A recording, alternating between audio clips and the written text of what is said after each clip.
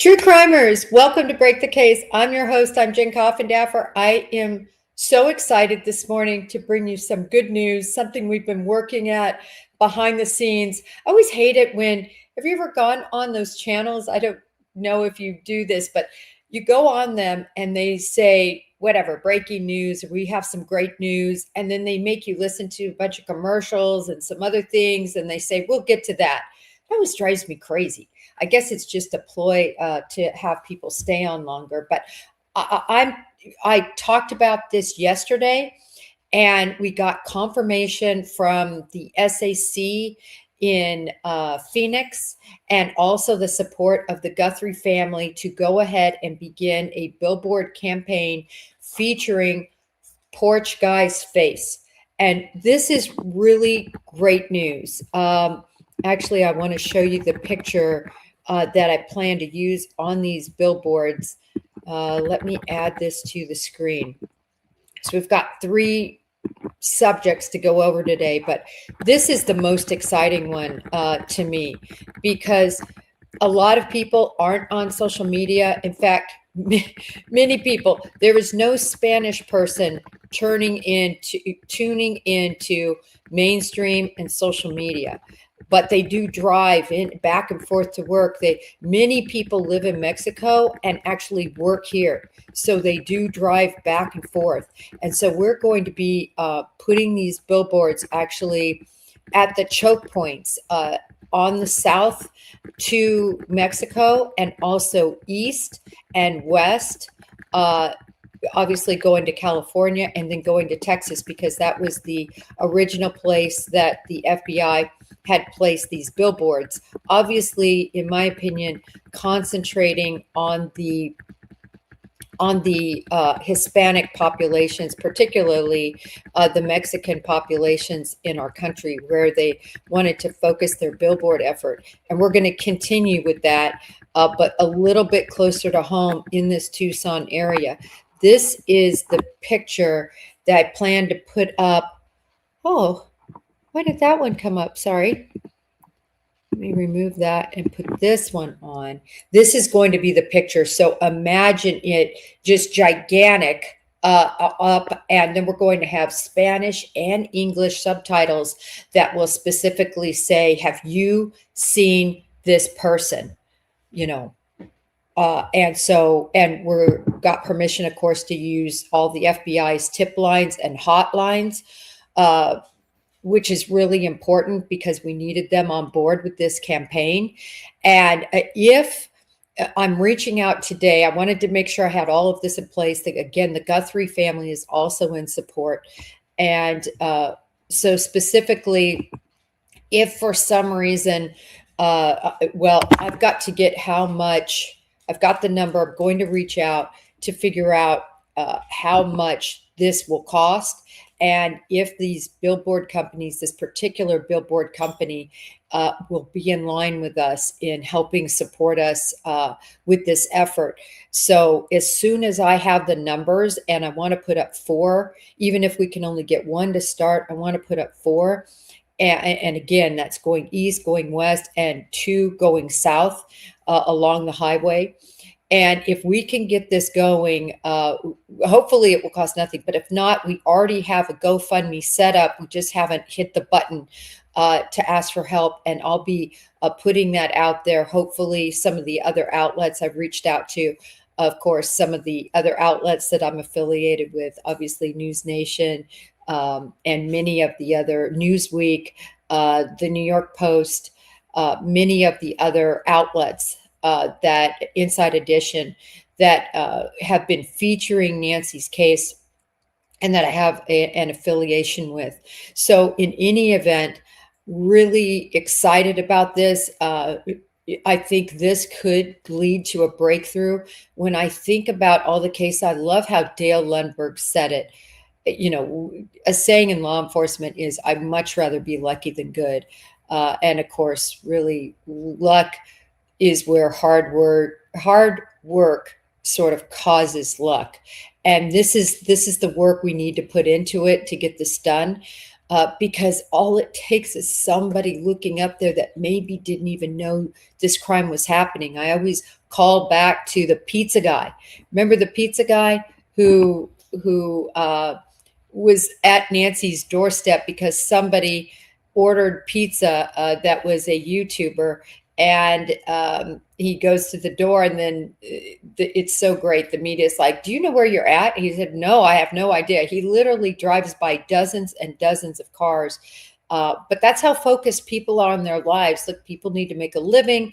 People don't have time, or if they have time, this just isn't their hobby. True crime isn't their hobby. I think all of us could say that true crime is not only our passion, but it's our hobby per se, meaning that we have extra time when we're not working, when we're not with our families, when we're not on the tennis court or the golf course, or whatever one's passion is, other passions or hobbies. This is what we do. I spend way too much time doing this. I have such a passion for it because it's in my blood. I've done it ever since I was, I took my first internship with the Inspector General when I was 21 years old. So since I've been, and then they hired me right after. So ever since I've been 21 years old, and really prior to that, because obviously I was a criminal justice major. So just, everybody probably knows my story. Getting attacked really changed my life. I thought I was probably going to go to law school. I never thought that I could possibly be a doctor. My younger sister became a doctor. I don't know why. I think when we're younger, we're daunted by what we can and cannot do. I felt like I could definitely make it through law school, and I kind of thought in my brain that is what I would always be. But not to digress, all I'm saying is takes hard work and a bit of luck, and as Lundberg would say, God intervenes. So let's hope that in this, for those of you out there who are believers, that God intervenes in this, and that somebody looks up at this billboard and recognizes this, because I think this is a very recognizable case.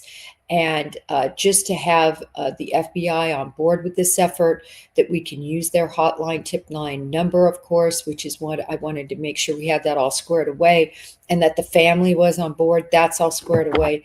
We are good to go. Anyway, I'm very excited about this, as you can probably tell. All right, I want to talk about a couple of other things. First of all, I want to put up here a recent statement from our beloved Sheriff Nanos. Sheriff Nanos says, and you could see on March 23rd, he said this, kind of the signs we've always known. And that is that there's law enforcement analysis and action that is going on because something occurred on January 11th. We've known this from all the reporters out there. They've talked about how neighbors have said, sure enough, that the 11th, they've asked them for extra footage and things along that line.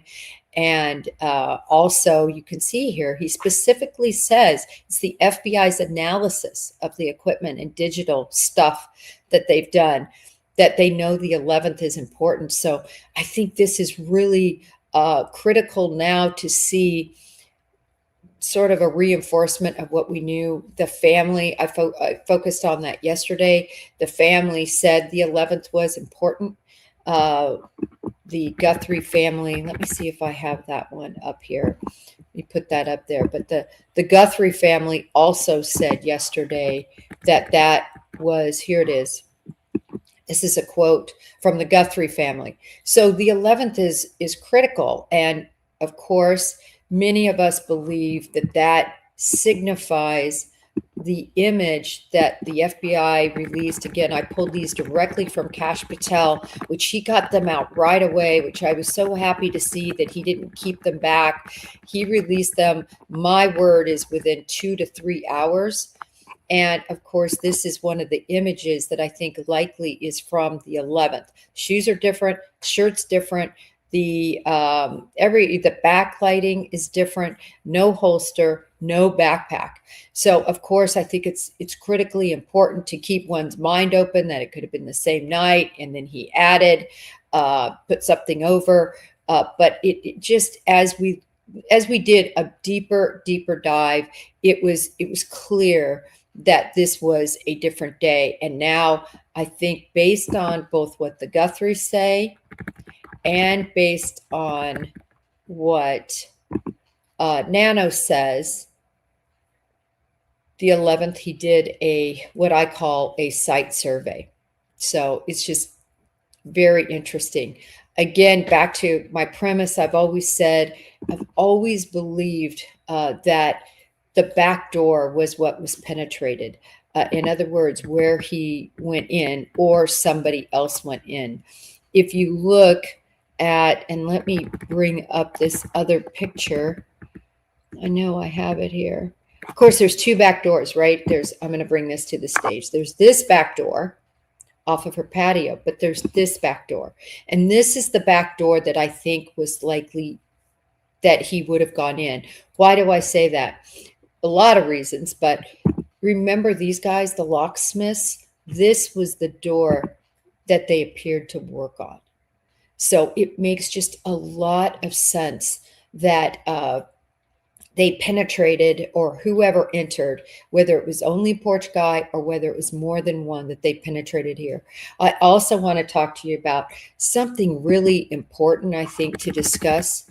And that is, everybody wants to believe, and I'm going to put this other picture up.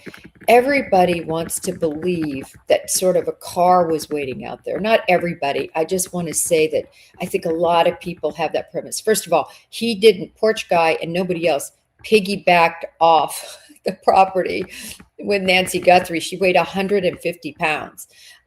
Very difficult to manage that kind of weight.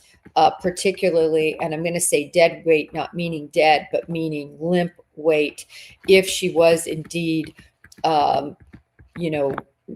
In other words, not necessarily because she was deceased, but even if she was knocked out or otherwise not moving on her own accord, it's very, very heavy to manage somebody that's 150 pounds. They did not traipse through the neighborhood with her. I know it's been said, oh, they used that empty house as a staging area. I don't know. I mean, if you mean, could they have parked there initially? Is that possible? I think that's possible. But to that point, if that's true, and again, that's a lot of supposition, but say that's true, it makes sense from the standpoint of, I don't think the getaway car was parked out in front of Nancy's house for at least 41 minutes. Doesn't make sense to call that attention, even though I want you to see how difficult it is to really see in here. There's bushes. It's so dark. You can't see basically in front of your face unless you had your headlights on or some sort of flashlight in your mouth like he did. But if you could imagine, I believe, and again, I've always said this, I believe that there is a walkie-talkie. People said, well, it could be a two-way radio. To be clear, all walkie-talkies are two-way radios, but not all two-way radios are walkie-talkies. So, for instance, in the Bureau, we used walkie-talkies, which we otherwise called handhelds. And our handheld radios, and I'll show you a set of handheld radios. Oh, would you look at that? I have too many up on the screen again. Let me see.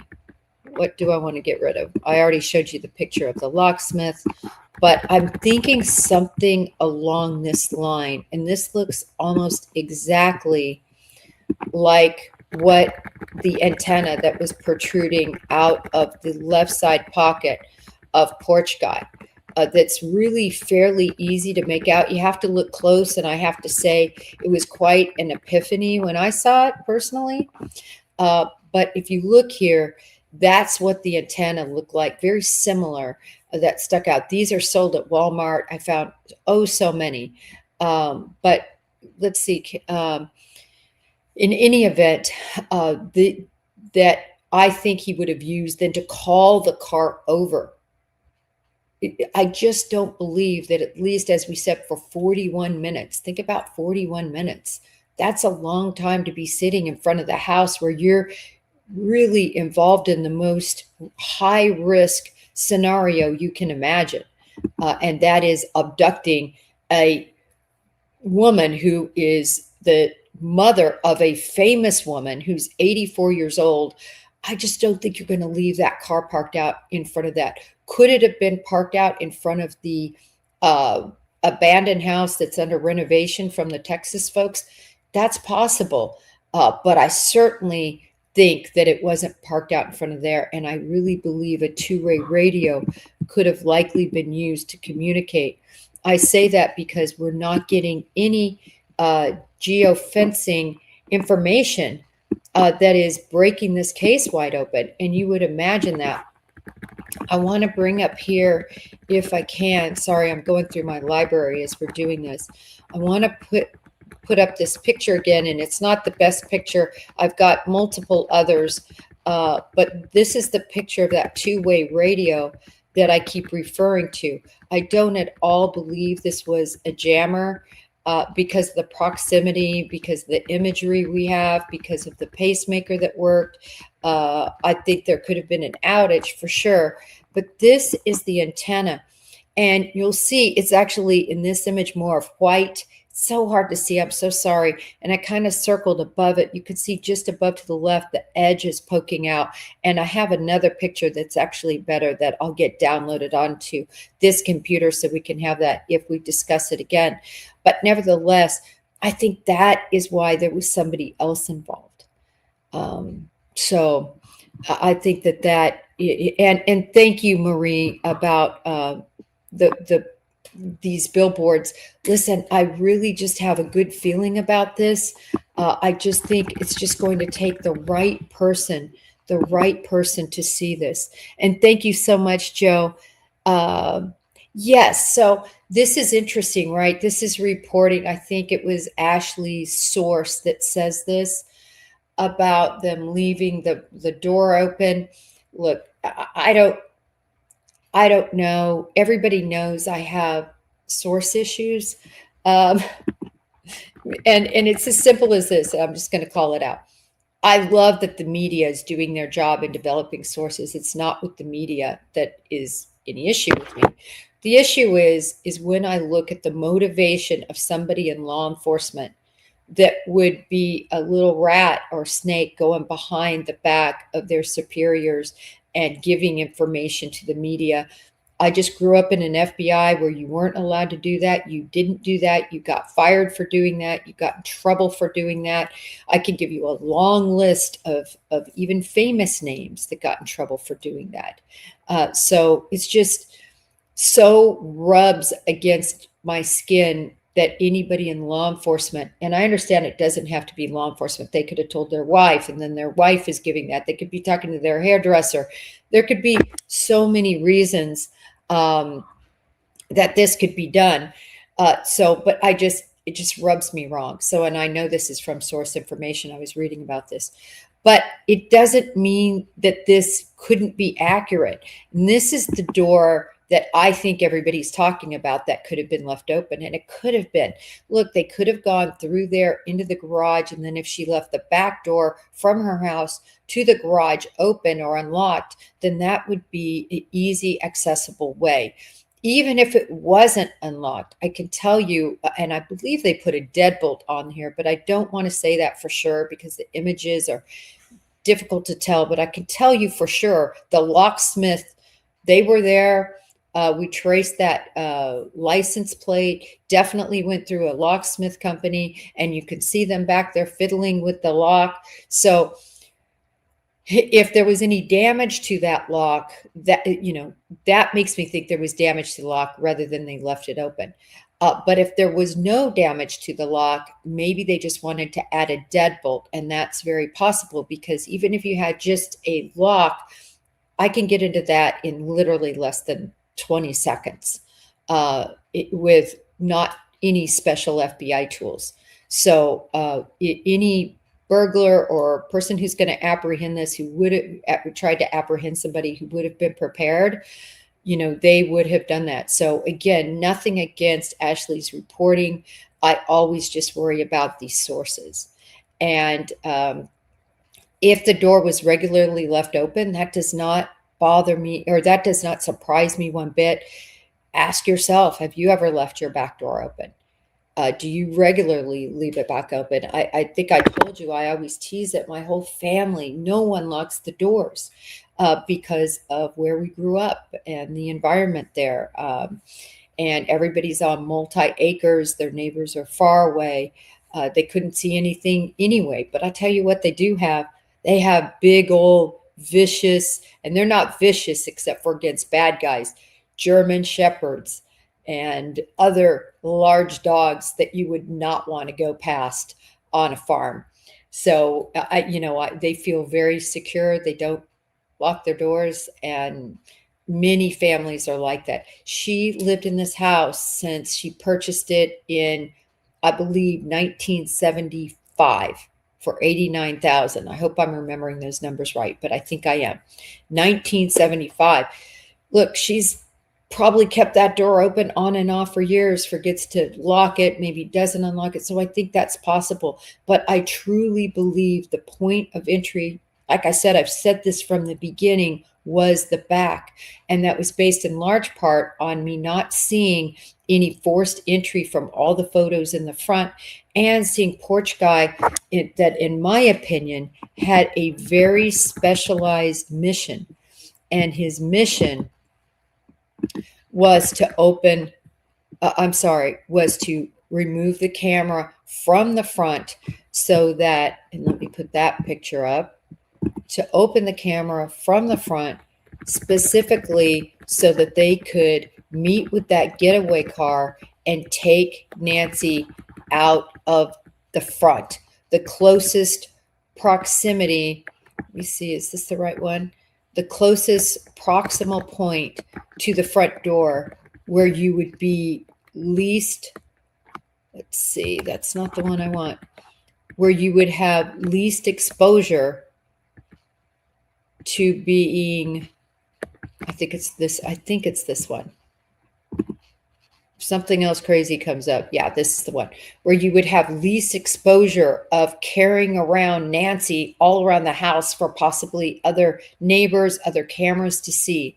So that always made sense to me. And again, we talk about staging area. Could that car that I speak of, lights out, nobody can see them at that house, it's all dark, could they have used that to park a car? I think that's possible. Could the family have left the back door open? I think that's possible. But nevertheless, the point of entry, I've always said, whether it's using getting in the back through the lock, I'm not going to teach any lessons here, through just a hand lock, or whether that was open and then they entered through that garage, or whether she just left it open. No matter what, I think that was the point of entry based on the locksmith that went there, and based on the fact that the front door was not compromised. So when you look at those things, it just made all the sense of the world that was where the point of entry was. Again, could it have been one? Could it have been more? I'm sticking with what the facts tell me as an investigator, and from my experience, this was not just a one-man operation. But I understand Mac, who I respect so much, Cheryl McCollum, Zone 7, and others who believe this was a lone wolf. This was an individual that was perhaps like an Alan Hinckley, who wanted to get the attention of Savannah, who, read the book about kidnappings that she mentions, Savannah Guthrie mentions in her book, that it's one of these mind game. She's going to get or this bad guy. This is very personal and angry, and specifically targeting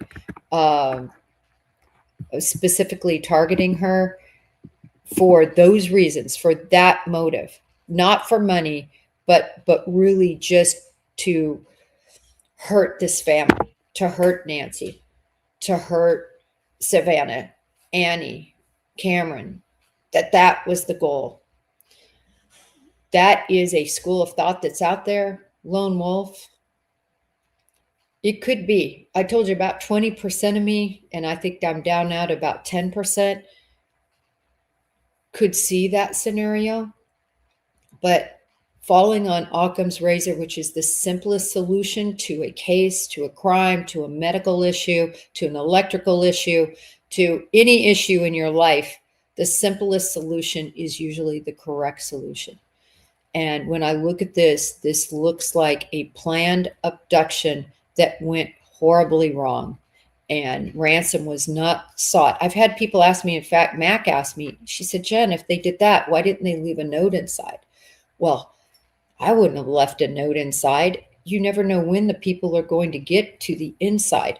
I would have snatched her out of there, taken her to a predetermined location that was all set for me to keep her in. I would have taken photos, and I would have made communication with Tomasa, with Annie, with Savannah, with the family, and said, you have 24 hours to send this amount of money to this Bitcoin account. And I would have made it very simple. I wouldn't have made it a huge amount. I would have said $1 million, something that I would know that somebody worth 40 million could get their hands on quickly, because somebody that's worth 40 million, a huge amount of that is in real estate and in securities and in funds. And, they're making their money work for them. It's not just sitting in a bank account somewhere. But I would believe that somebody could get a hold of $1 million. And then I would say, you would get her back, and this is where it's going to be. And this happens all the time in Mexico and South America. That is one thing that I don't know if everybody knows about. I've had Eric Johnson on here, a very well-known, well-respected, not only polygraph examiner, but hostage negotiator. And I need to get him on again. I've been reaching out. His mother, unfortunately, is very ill, but I'm hoping he'll come on with us. And I don't know how comfortable, because even for me, I remember when Marnie Hughes would interview me about the Gabby Petito case, and I would be sitting out on my porch. There'd be all these lights and camera people, and she'd be interviewing me. And I remember I would answer things like, yes, do you think this investigative? Yes. It takes a long time when you come from an environment that is absolutely anti-media. And when I say anti-media, they don't trust the media. They don't believe, they just don't trust the media. The Bureau does not trust the media. If the proof is in the pudding, just look at the fact that they won't talk to the media now about this case, about Gabby Petito's case, about the Luigi Mangione case. Any case where the FBI has the lead and is involved in a great extent, the Idaho 4 case, you're not going to see them talking to the media. They do not trust the media. They know that their words will be flipped upside down, or they'll just take one chunk of what's said and kind of leave out everything on the other side. There's absolutely nothing to be gained in the FBI's view from talking to the media. So somebody like me or Eric Johnson or all the many FBI agents I've had on my show, that's their viewpoint. They're, reluctant to talk to the media. Once you get on this side of the camera, in other words, you're not talking about your own cases or about open FBI cases that you're strictly not ever allowed to talk about. Even when you come on this side, I know for me, if you look back at my earlier, 3 years ago with Marnie and even with Brian, I was very reluctant to say anything that, I don't know, that seemed outside of the realm of just the public's knowledge. I'll say it that way. And then in time, you loosen up, what you can and can't say you always know what you can and can't say that would compromise an investigation. But you're able to open up. I mean, I always look back, for instance, when I talk about flaps and seals, or when I loosely talk about some of the work I did in foreign counterintelligence and the nuclear counterproliferation arena. When I talk about that, I look up before I ever mention anything to make sure it's not in the realm of my top secret clearance parameters. So I make sure that I would never release anything that isn't publicly known. So I'm very careful with that. And so my point is that a lot of times people don't want to talk about, the exactly what's going on with these cases when they are in that realm. But I'm hoping I can get Eric Johnson to talk on, circling back now, particularly about these kidnappings in Mexico. There were literally agents on rotation there to handle all the kidnapping cases. And that's really, really important because there are so many Americans. Chris Cuomo, I was on with him not long ago about a woman who's an American citizen but was residing in Mexico, snatched right out of her garden by cartel folks. And they snatched her. They reached out to the family just like they always do. The family really didn't know what to do. The FBI was involved. Long story short, the family just could not come up with the money. She was on the show with Chris with me. I had her number. I was calling her. I think she very much thought that the Bureau could just go in and figure out where she was and take her, but they can't do that.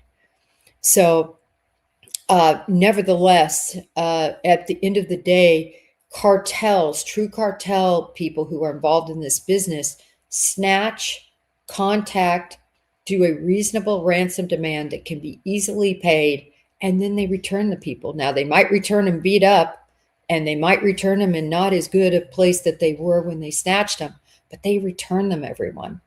And it's a business for the cartels. Imagine if you said you were going to return somebody, you got the ransom, and then you didn't return them. Your business would be like this. It would never work. But this is something that goes on all the time south of the border. I can't emphasize that enough.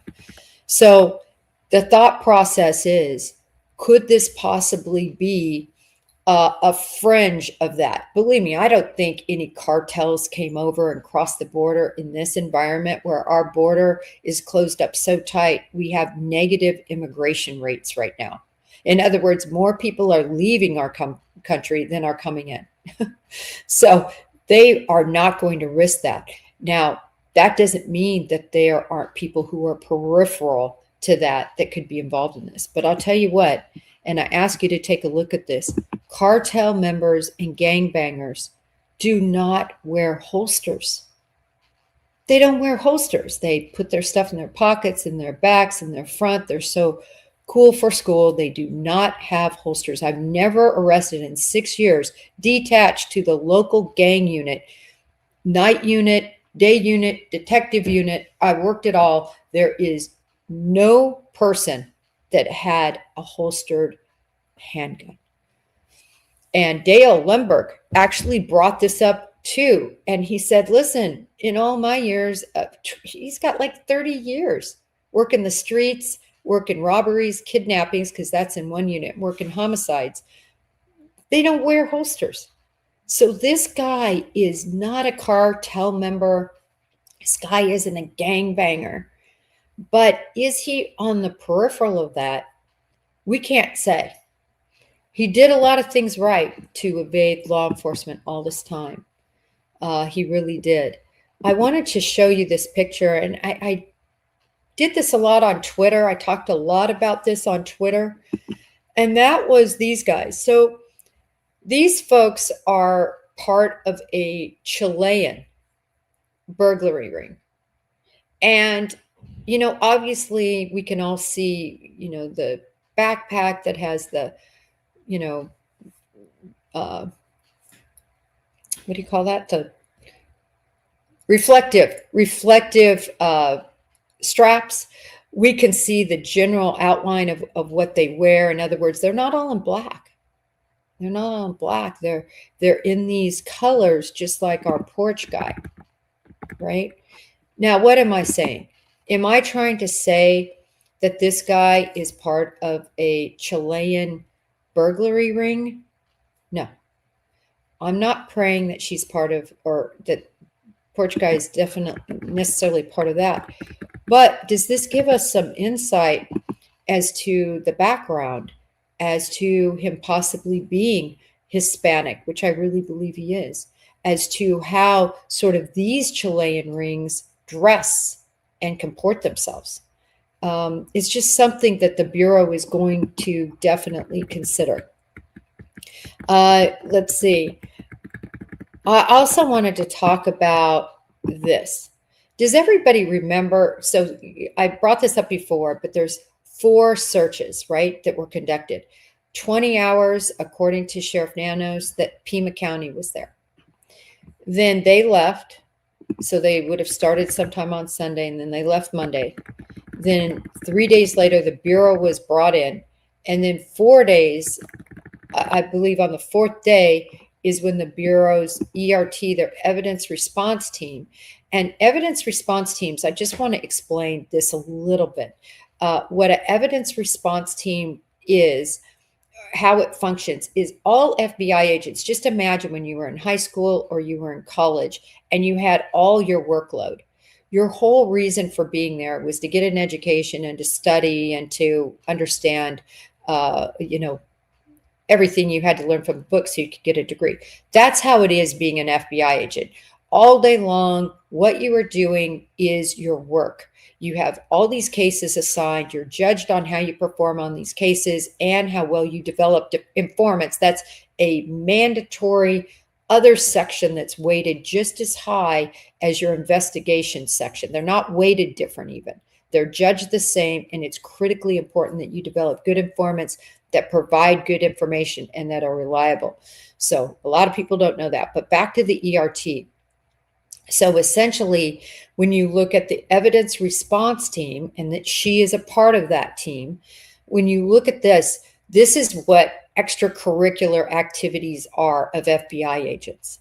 So some agents love evidence response work. They want to go to those important crime scenes and be in charge of evidence collection. Other agents are interested in special weapons and tactics. So they want to try out for and try to get on the SWAT teams. Other are amazing marksmen in shots, and they try out for, because it's a whole tryout process. And once you're selected from your division to represent your division at Quantico, you're sent back to Quantico. I know I was back there for 3 weeks learning how to be a firearms instructor. And then same with SWAT. It was weeks. I think, I believe, as I recall, HRT came down. I believe it was 2 weeks. If I end up being wrong on that, I'm wrong. But I think it was a solid 2 weeks that HRT was there training us. And, or you could go back to the Quantico, but Houston division had the most amazing facility, really rivals parts of Quantico anyway, in terms of ranges and shooting houses and things like that. Look, Quantico is the A++ standard. So, but certainly Houston had the best secondary range type facilities in the Bureau, second to Quantico, but a low second. It's like 100% versus probably an 85. But nevertheless, HRT came down. And for my class, which again, they're very small classes, my class from the Houston division, I think there were maybe 3 to 5 of us selected. And then San Antonio came in, Dallas came in, those. So there were probably in my SWAT class, probably 20 of us. But the bottom line is that wasn't my job, but I was graded on that. You're always graded on your extracurricular activities. But what you do day in and day out is you investigate. And then on the side, sort of like somebody who's in college and plays on the basketball team, or they decide to, play an instrument and be in the band, whatever it might be, it's extra. So you put in that extra amount of time. You're still expected to 100% work your cases. And then on top of that, you work nights, you work weekends, you do what's necessary to meet your ERT, SWAT, firearms, whatever your other interest is, that's what you do. So I just wanted to explain that. Some people are canine handlers. That's another area. And they are detached, by the way, to the evidence response team. But I bring this whole camera thing up for this reason. Man, do I get off on these tangents. I bring this up because this camera, I want you to recall, caught, well, it was either this one or the other one, caught someone, they couldn't make it out, at 2:12 a.m. 2:12 a.m.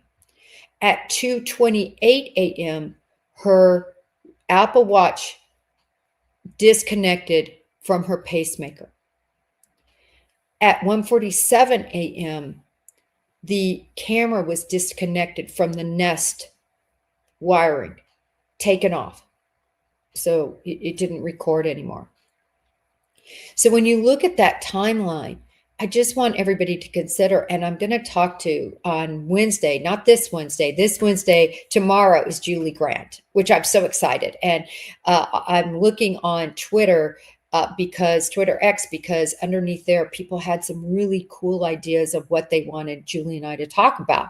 Some different cases I didn't expect. And remember, Julie's an attorney. She's a trial attorney. She was a litigator. So excited, sort of to be a little bit on the opposite side. Whereas when I was at Court TV, she was asking me questions. Now I get to ask her some questions. So I'm really excited. That's Wednesday, 8 a.m. Eastern. I hope you all will be here. Not only because I think it'll be a fun and interesting and warm discussion, because she's just an amazing human, but also to support Julie Grant. There is nothing that is good or positive about on the sly and unknowingly being told you are not going to have your job in a few weeks. There's nothing, it hits right in the gut for anyone who has had that happen to them. I understand it was a full revamp when Long Crime took over Court TV, and obviously we know almost everybody was slashed. I think 3 anchors were kept, but all the producers, the people behind the scenes were all slashed. Just a few were kept on board. So anyone who, not for the show, but just for Julie, it would be great to have y'all on here at 8 o'clock tomorrow to support Julie. All right. Sorry. Back to this camera. So this I find very interesting, because this is what it goes to the point to. Everybody is making the assumption, and Dr. Fitzgerald and I spoke about this. There's a special coming out on the Nancy Guthrie case, but it's a local special that was done specifically to the Phoenix area, to that area. So I don't think it's going to be done nationally. My understanding is it's just in Phoenix. But anyway, I was asked to be on that with a couple other amazing panelists. And one of those was Dr. Fitzpatrick. And I want to tell you about Dr. Fitzpatrick. Look, she's the innovator that discovered genetic genealogy. She actually broke the very first case involving genetic genealogy. And she's going to talk about that. She's oh my gosh, like a nuclear, or no, I think it was nuclear, whatever. She's some sort of physicist. We'll get into it. I've got her bio. I just don't have it memorized for this. But she's going to join us a week from this Wednesday. And I want to thank you, Diana, for becoming a member. Really, really appreciate that. And I'm going to talk about something at the end that for all the members. But she'll be coming on Wednesday, and I've already put these out there. I'm trying to get ahead now when I get things scheduled. So Julie's is tomorrow at 8, and at 10 o'clock, because the good doctor is on West Coast time, she's going to be talking to us not only about DNA, but she's going to be talking to us about this case. And she has some interesting thoughts about the DNA, and I'm not going to spoil it because the session we did was pre-recorded and won't be coming out until April 1st, I believe, is when that Phoenix local show is coming out. Nevertheless, the 212, I mean, I was cutting this. So after the show, her and I just got on the phone and started yakking because, of course, I found her very interesting. And I wanted to just, really get into her brain about some of her thoughts with this DNA. And then we also talked about a lot of thoughts about the entry when he came in. Everybody has believed that 41 minutes he was in the house. But was he really? Dr. Patrick brings up a very interesting point, and I loved this, and I actually posted about that. I am buying into this, and that is that he didn't make entry right away. Remember this guy? Look at him on the front porch. He is lollygagging around like he's at a flea market shopping. It's just insane. And when you look at his entire demeanor throughout the situation, he's not urgent. He's knocking on that, trying to get somebody's attention inside. You can see his left hand tries the doorknob. He then is like, nobody's paying attention to me, and I'm not going to spoil what she says about the weeds, because she said something I never thought about. So I'm going to let her talk about that on Wednesday. But she really got me to thinking about this 2/12 time frame, that this camera sees something, or if it's not this one, it might have been that other. There were two. Hi, Sweden. And when you look at that, everyone, so 147 fiddles around, gets the camera off, maybe has some problems. Anybody who does any home repairs, and I do some, very little, but what I do, I always, it ends up taking 5 times longer than I thought it was going to take. It's hilarious. So with him, does he think this removal of the Nest camera, did it really take a Phillips and he had a straight edge? Did he have to go in his tool bag and get out the straight edge? Or did he have the right size of the Phillips? Did he have the thickness of the straight edge? Whatever he needed to remove that camera, to cut the wires, to do everything he did. Did that take a little while? I think it did. I think people are giving way too much credit to this 41-minute thing. I just don't think it's 41 minutes. I wondered if it could be longer. In other words, if another bad guy could have slipped in the back and been there even longer. It's possible. But I just think this camera removal, then coming around, and thank you, Cheryl. Thank you so much. Really appreciate you joining. 2/12, he's seen by Nancy Guthrie's cameras. So I think 147 to 2/12, he's doing whatever he's doing, lollygagging and dismantling that camera at his leisure. Sorry, this is the picture probably from 111. No care in the world. So he's headed around to the back to make entry. 2/12. If there's not a co-conspirator, by the way, inside, someone is seen. Could it be the co-conspirator? I don't know. And then she's abducted really at 2:28. I think that's a solid time, because that's when the pacemaker disconnects from the bedside watch that she has on the bed. Now, I want to point this out. I just need to remove something from the studio so I can put this in. I want to pull up this picture again of her bedroom. This is from the Today Show. And the Today Show, she was teaching how to make one's bed. And it cracked me up because she reminds me so much of my mom. My mom's favorite color was also yellow. Everybody's like, Jennifer, do you just have a lot of yellow?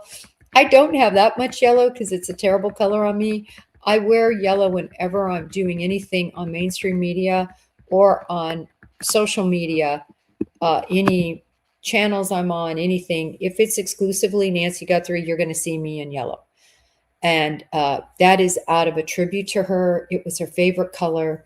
And so that's what I do. I've also asked the mods are working on, I think, putting up yellow ribbons and yellow hearts so that people can use them. I think specifically when you're a member, they're working on that.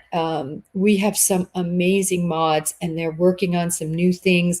I really want to say to J15 and all the mods who have been here from the beginning, thank you so much. To J15, who has been an absolutely amazing addition.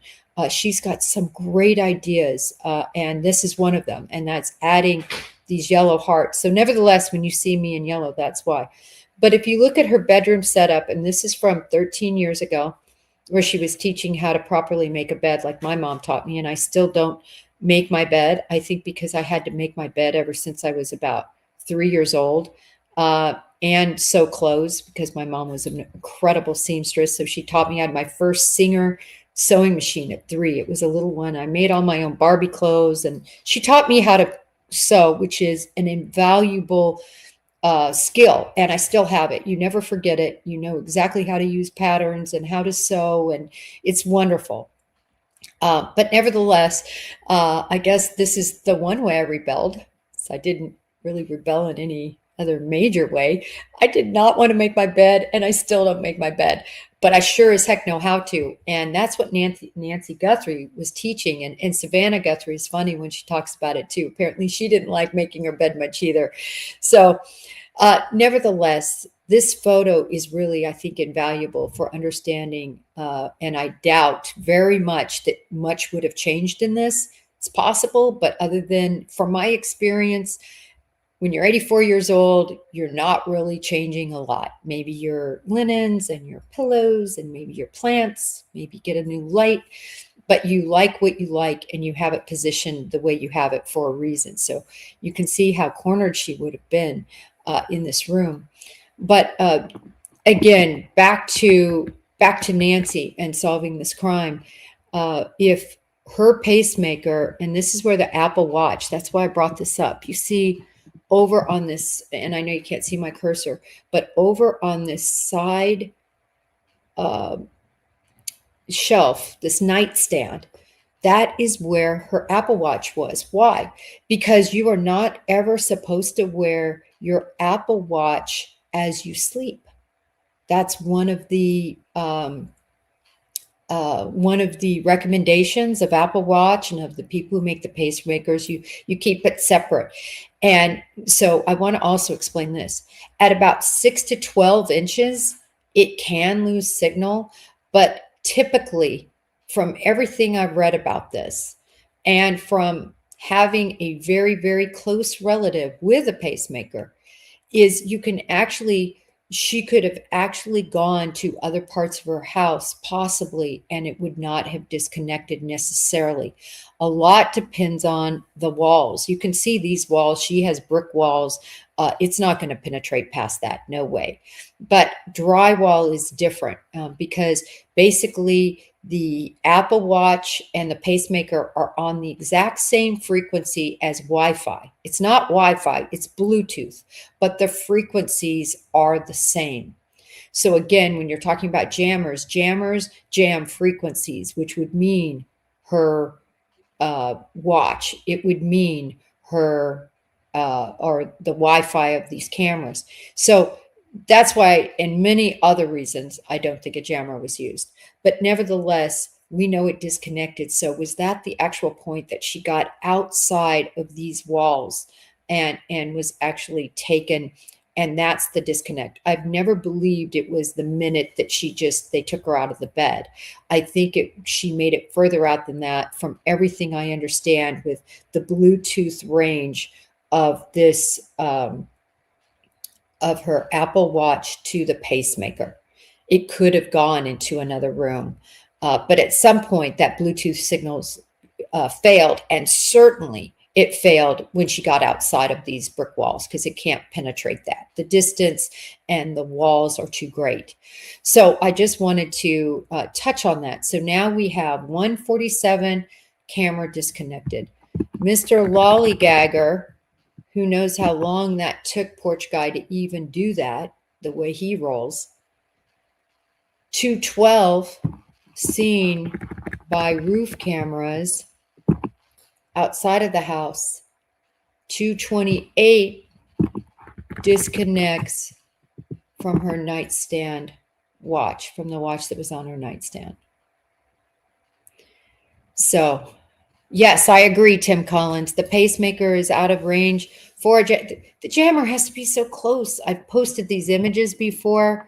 Let me see. I'm going to remove this one so I can get this jammer. I just want everybody to see again, if you haven't been on or followed us, I just want everybody to see what a jammer does to a signal. It does not shut down your internet, everyone. It jams the Wi-Fi or Bluetooth, that frequency, and causes disruption in the signal.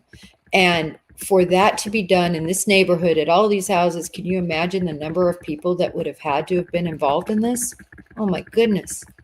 And how close proximity they would have had to get to all these houses. And again, remember, they're reporting an outage. They're not reporting that their signal is jammed. So there's a big difference between those. Shoot, can I find this picture I want to show y'all? I'll keep looking. Nevertheless, I just wanted to touch on that. I spoke with this in great length with Dr. Fitzpatrick, and she is the one that brought this possibility to light for me. As we were discussing, as everybody knows, I've always been sort of, and many people have been frustrated with this time frame, with everybody saying 41 minutes, 41 minutes. Yeah, never really stuck. And a lot of people have said that. A lot of people have said that. And the piece, the Occam's razor piece, this is what a jammer does to signal. You can see these guys are fine because the jammer isn't close. And then the closer the jammer gets to that camera, the more distorted the signal is, which causes a distortion of the image that is taken up, if you will, that the camera then reflects. Or the camera then is able to take. Again, this is the two. So one of these two cameras on the porch, this is the third search that was conducted at the house. There were 4 searches conducted. And if you were able to watch our coverage we had that on Sunday night, and I have it featured. So if you just click on the YouTube link, you'll see it. It's the first thing that pops up. And unfortunately, I need to change it and say, Nancy Guthrie. So everybody knows that panel was about Nancy Guthrie, because we don't have that denoted on the thumbnail. But great panel of just about 200 years of experience when I looked at all the experience in law enforcement, homicide investigations, major crimes, robberies, kidnappings, literally 200 plus years when you add the time and the backgrounds of everybody together. So I thought it was a really good panel. Not everybody agreed, and I didn't want that. That's a specific reason. And some people, there was one person that is a defense investigator. In other words, she works on the defense side after somebody is charged, and she's had, I think she said it was dozens, I don't know the exact number, of death penalty cases. So she's very much a specialist. She's not on social media. She's not on YouTube, other than when she's kind enough to come on non-drama channels and lend her expertise. She brought up some great points. And one of the greatest points she brought up, and I'm hoping you guys watch it, one of the greatest points she brought up was, hey, everyone, we may never, ever know what happened. Not because an arrest isn't made, no, but because Porch Guy and anyone else that might have been around, anyone else might not ever speak, might not give their allocution of what happened. Look at what happened with Brian Koberger. Brian Koberger, after all of this, even though many of us believe he came after Maddie Mogan, he had no idea Kaylee was going to be there because her car wasn't there, and his 12 times doing his reconnaissance, that car wasn't recognized. He thought all these kids at 4 a.m. would be asleep. He had no idea Xana would be up eating Jack in the Box and scrolling. The others were asleep as he anticipated. Ethan and Kaylee and Maddie, but Xana wasn't. Had no idea that Maddie would be in bed with Kaylee as they crashed out, before texting Kaylee's boyfriend and doing, what girls do. We all hang out afterwards and jibber jabber. So nevertheless, my point with all of that is he never allocated. He never let us know. Why were you there? Why did you target them? Did you kill Maddie first? Well, that's pretty much known that he killed Maddie first, but was Maddie your target? What went on with Kaylee that made you decide to destroy her face, not only with the knife, but with every other part of that instrument? Why didn't you go after uh, Dylan and Bethany? Were you just too tired? You had everything already been messed up so much that your plan didn't work, that you just were so afraid of getting caught? Why in the world didn't you put that sheath tied up to your belt or deep into a camo pocket? Is that why you went back at 9 in the morning? Was it to look for that sheath like we all think? Nevertheless, um, her point was, we may never know what Porch Guy says. I will say this, every single person on that panel believes this case will be solved. Not one person on there, with all their experience. Dale Lumberg, who 10-year homicide, and he probably has the most experience in terms of working straight homicides. And I know this wasn't a homicide, this is an abduction, but you work it like a homicide. And he said he does think it will be solved. And he had, I think, an 88% clearance rate, something like that. So about 12% of his cases were not cleared. And even he's saying it. So there's enough information. And so I want to circle back to the excitement that I want to bring to bear on this case, and why I was so excited, and what I'm telling you, the great news is, in case you came in late, the great news is that FBI Phoenix has given us, and I'm saying us because it's going to take a community, the green light to go ahead and put together a billboard campaign with just Porch Guy's face on it. I might have Nancy small in the corner, but let's face it, Nancy wouldn't have been seen after Porch Guy and whoever else left with her.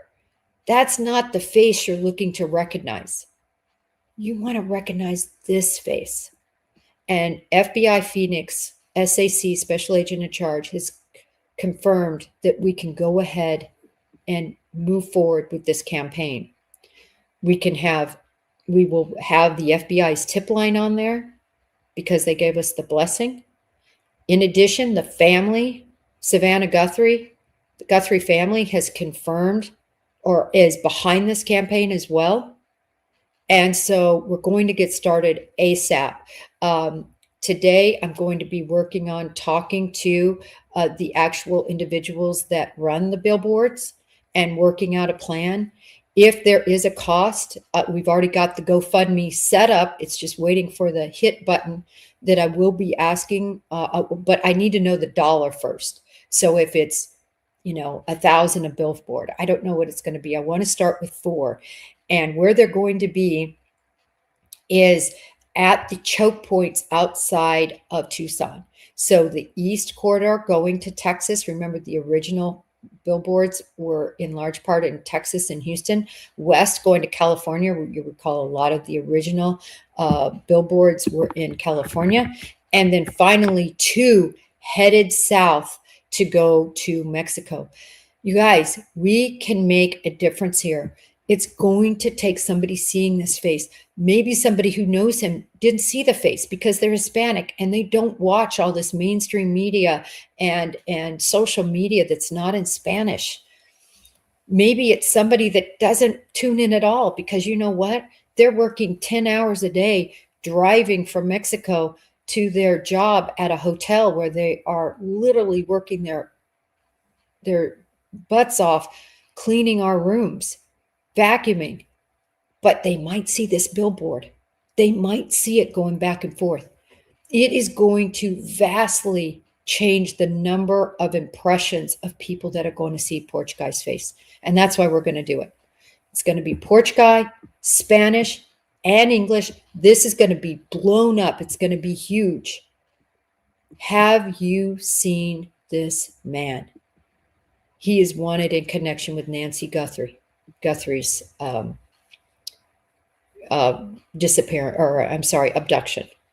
We'll get the wording right. The main thing is that people see the face, they notice it, and the FBI is also on there, so they can call.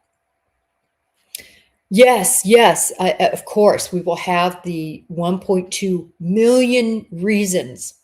The 1.2 million reasons why you need to turn this piece of crap in. So excited. And I thank every one of you who comes to the channel, who supports this channel as something that I can give back with that. We are having a really cool thing we're going to do with everybody who's a $3.99 subscription. $3.99 is for a month. So it's a pretty good deal. I think Starbucks is like $6 a Starbucks a day for those Starbucks folks.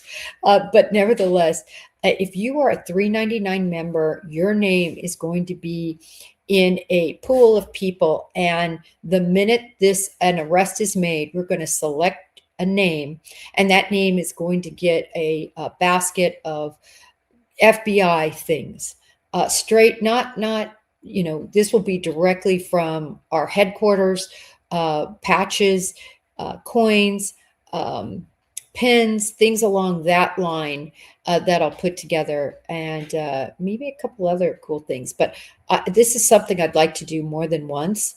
But I'll get your address, and it's interesting. I did this a little bit on Twitter. I think I chose six different people where I would just say, hey, do you know about this? One time it was a historical thing, and one time it was, did they recognize this? And then I sent them a pen, through the mail. I got their address and sent it out.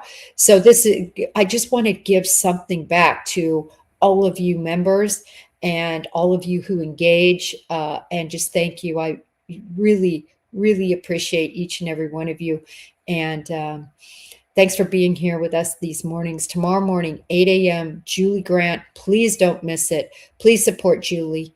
And we're going to talk some true crime. It's going to be laid back, coffee and crime. We may touch on Nancy, of course, but I think we're going to touch on some other cases too. If any of you have X, I will be announcing this again. I already did, and people sent a lot of comments with some suggestions for topics and things. So I want to keep that in mind.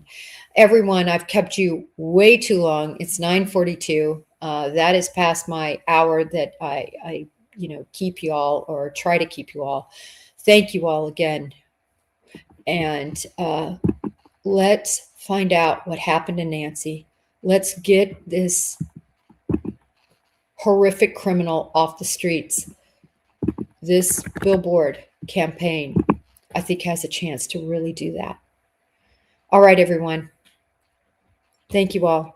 Until next time, may justice be served for Nancy Guthrie and for all those who are missing.